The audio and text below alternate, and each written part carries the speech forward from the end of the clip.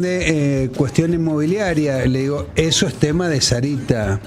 Sarita es experta en temas inmobiliarios, así que avanzamos con la nota, es toda tuya. Es una actividad que refleja mucho cómo se está moviendo la economía todo el tiempo, y por eso vamos a hablar con Matías Rigui, que él es consultor inmobiliario y es fundador de Inmometric, que es una herramienta muy interesante que van a lanzar próximamente desde la actividad para monitorear con números precisos cómo viene la actividad inmobiliaria en Mendoza. Hay otros distritos del país que tienen herramientas para medirlo, y acá en Mendoza se carece de una herramienta realmente fidedigna. Está muy interesante, que permite ver dónde está parada Mendoza en este sentido, cómo viene la actividad y cómo viene la economía en general de la provincia. Por eso vamos a hablar con Matías. ¿Cómo te va, Matías? Buenos días. ¿Qué tal? ¿Cómo les va? Buen día a todos. Bueno, ¿de qué se trata esta herramienta? Contanos un poco y qué es lo que persiguen con ella. Bueno, lo que lanzamos el miércoles que viene es la primera edición del Monitor Inmobiliario de Mendoza, que la idea es que sea el punto de encuentro de la información que no existía hasta la creación de esto, para que se puedan tomar mejores decisiones. La gente de a pie y también los grandes tomadores de decisiones, y sobre todo los profesionales que asesoramos, que hemos venido asesorando a ciegas durante mucho tiempo, porque ustedes saben que, como muchas cosas buenas, esto surge de una gran carencia.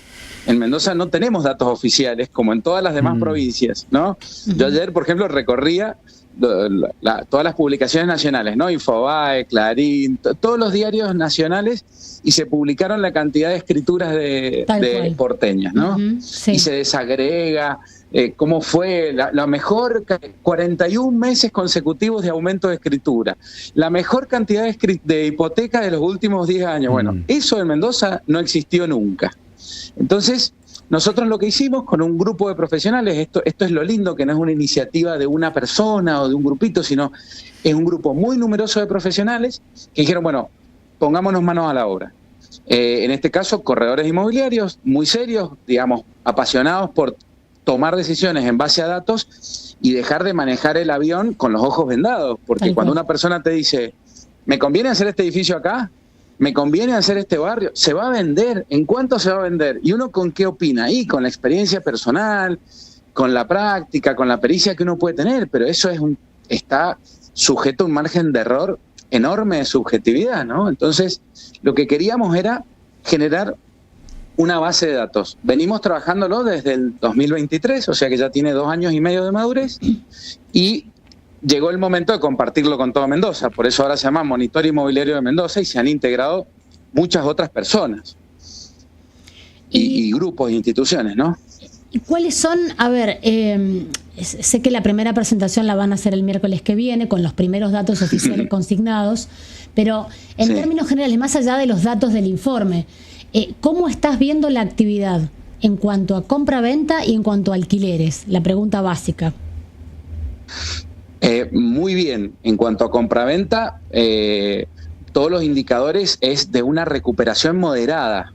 Venimos de muchos años de crisis y desde hace muchos meses, ¿no? Desde coincidentemente con la aparición del crédito hipotecario el año pasado, viene todos los meses aumentando el nivel de actividad. Por ejemplo, en Mendoza, gracias a esta base de datos, sabemos que aumentó el precio de venta o el ticket promedio.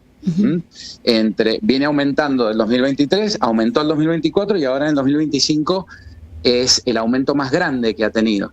Ha aumentado un 18% el ticket. Tengamos en cuenta, cuando uno saca un promedio del mercado, es el conjunto de todas las operaciones, es una media. Claro.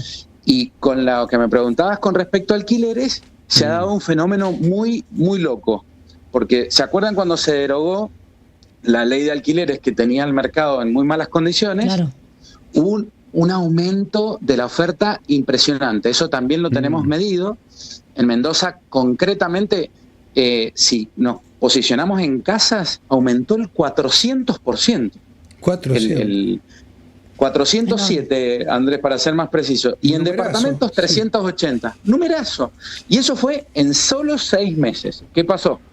Eso después se estancó, porque, bueno, había demasiada oferta.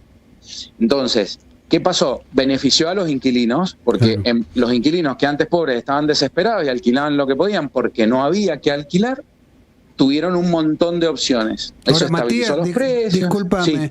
400% de repente cuando destrabaron la ley. Y todos esos inmuebles, ¿qué hacían? ¿A qué se dedicaban? Digamos, ¿qué estaban destinados? Bueno, era tan mala la ley anterior, tan mala, que muchas personas que tenían el inmueble o lo tenían vacío o lo habían puesto en venta. Mirá vos. O lo tenían en Airbnb. Claro. Acordate, Andrés, que hay un fenómeno opuesto, que así como se deprimió el alquiler temporario, fue el auge del alquiler permanente. Claro. Del alquiler turístico, perdón. Sí. Entonces, hoy día estamos en el fenómeno inverso. Han bajado las rentabilidades de los alquileres turísticos, hay menos oferta de alquiler turístico, muchos menos departamentos se ofrecen para turismo en Mendoza, porque es menos negocio que antes. Antes era claro, aparte bajó el flujo turístico encima para claro, esa es la causa. Claro. Esa es la causa. Entonces, bajó el flujo turístico, entonces ya no es tan rentable el alquiler temporario. Entonces, mucha gente que se había volcado al temporario como una estrategia, no es que les gustara hacer ese negocio, era por decir, no tengo el inmueble vacío. Entonces, hoy está volcado. De hecho, lo que nos está pasando es que ahora tenemos sobrestock. Fíjense ustedes cómo se benefició al inquilino, ¿no? Con este decreto. Matías, y al haber sobrestock, entiendo que se han moderado muchísimo los aumentos. Por supuesto. Es más, Sarita, nos está pasando en las inmobiliarias cada vez con más frecuencia que a veces se renegocia no aplicar todo el incremento que esté estipulado en el alquiler. Es decir, por ejemplo, se renueva un contrato de alquiler por debajo del monto que te da el índice con el que se debería ajustar el contrato de alquiler.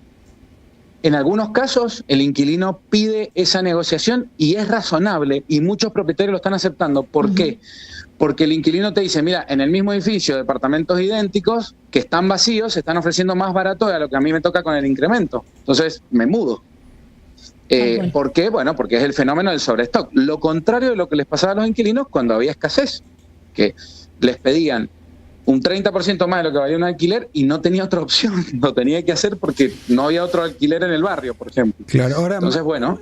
Matías, ¿cuál es la tendencia mayor de construcción y en qué target, digamos?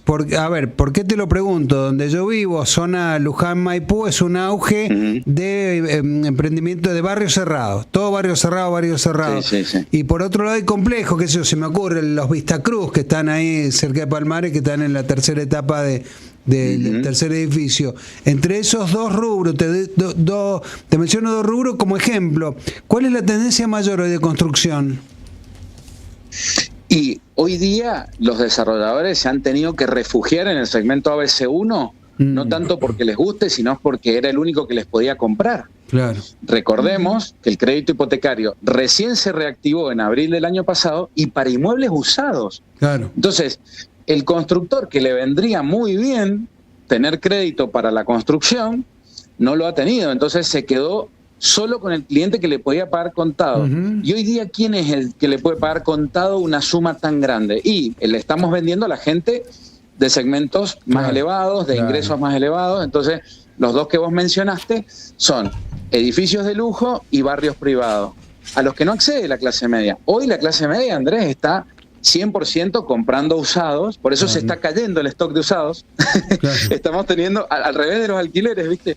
Estamos teniendo una disminución del stock de los usados porque es lo que se está vendiendo con crédito, justamente, que es a lo que accede la clase media.